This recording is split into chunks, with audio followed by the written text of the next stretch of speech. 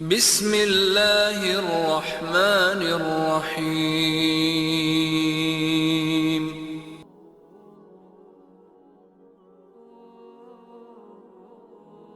La vie, même pour les plus nobles des hommes, n'est pas exempte de la plus amère des épreuves, la solitude au milieu de la foule.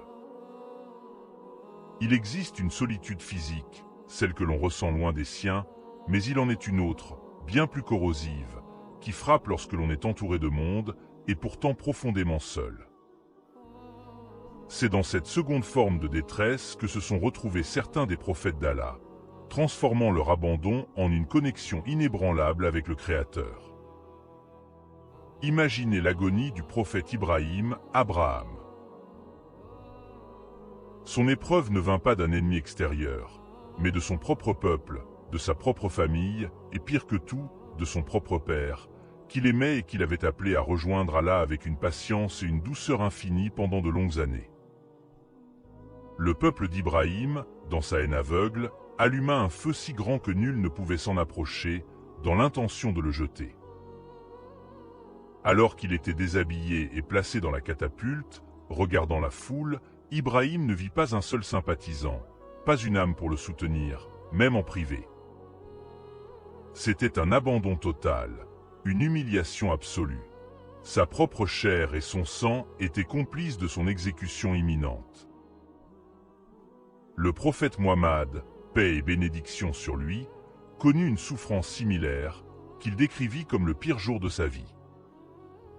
C'était à Taïf, où il fut contraint de traverser un passage étroit sous une grêle de pierres, d'insultes et de crachats. Dans cet instant d'extrême détresse, seul Zayd ibn Haritha, qu'Allah l'agrée, se tenait devant lui, essayant de le protéger. Cependant, les savants soulignent une distinction cruciale. Taïf était en dehors de la Mecque, et Zayd était aux côtés du prophète. Ibrahim, quant à lui, était face à son propre peuple et son propre père.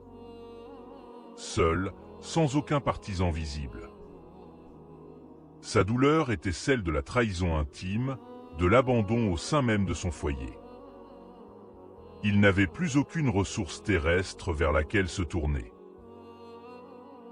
C'est dans cette solitude extrême, au bord du brasier, qu'Ibrahim, paix sur lui, prononça une phrase qui allait devenir l'encre de la foi pour des générations de croyants. حسبنا الله ونعم الوكيل حسبنا الله ونعم الوكيل حسبنا الله ونعم الوكيل حسبنا الله ونعم الوكيل. Allah nous suffit et il est le meilleur protecteur de nos affaires. Cette formule, rapportée par un hadith authentique d'Ibn Abbas, qu'Allah l'agrée, est la réponse de l'âme qui a placé sa confiance en l'unique Dieu, même lorsque tout espoir humain est éteint. Certaines exégèses racontent que l'ange Jibril, paix sur lui, vint demander à Ibrahim alors qu'il était sur le brasier s'il avait besoin d'aide. Ibrahim répondit, « Si cela vient de toi, non.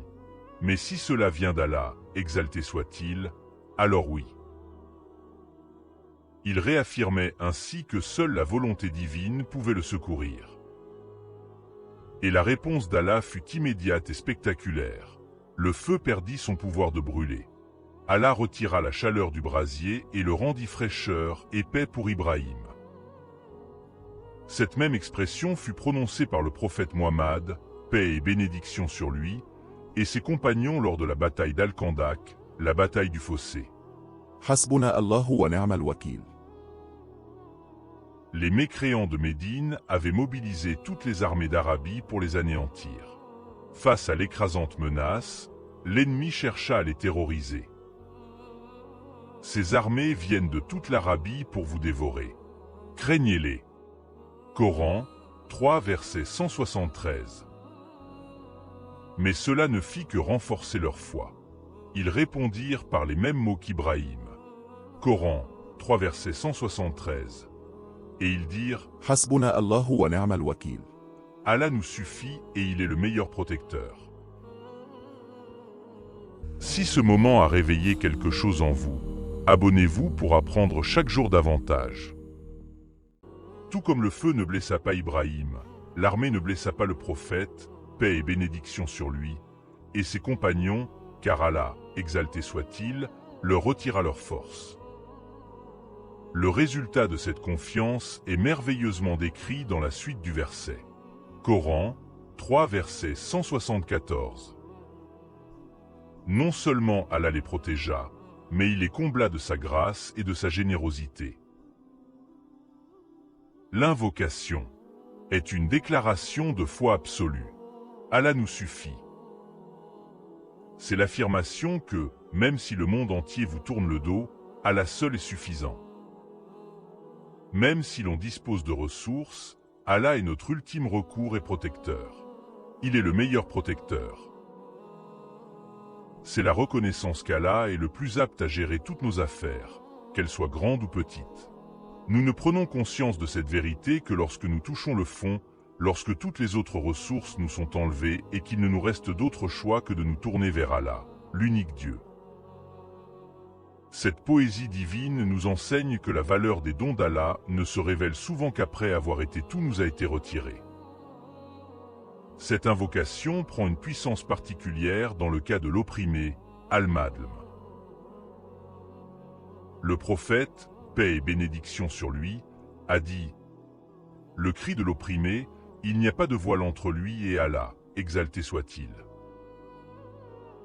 Allah promet de soutenir l'opprimé, même si cela doit arriver plus tard.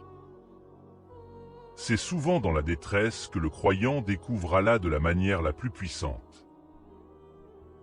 Aïcha, qu'Allah l'agrée, lorsqu'elle fut victime de la calomnie la plus atroce à Médine, se retrouva sans personne pour la soutenir ou la défendre.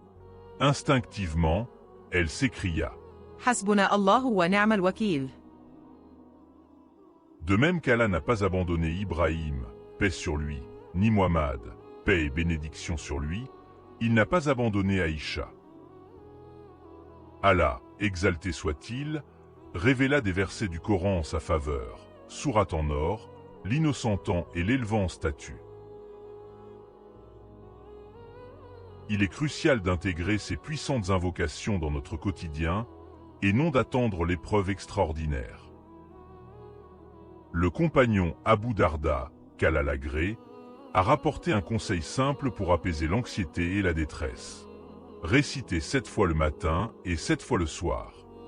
حسبي الله لا إله إلا هو عليه توكلت وهو رب العرش العظيم. Allah me suffit. Il n'y a de divinité que lui. En lui je place ma confiance. Et il est le Seigneur du trône immense.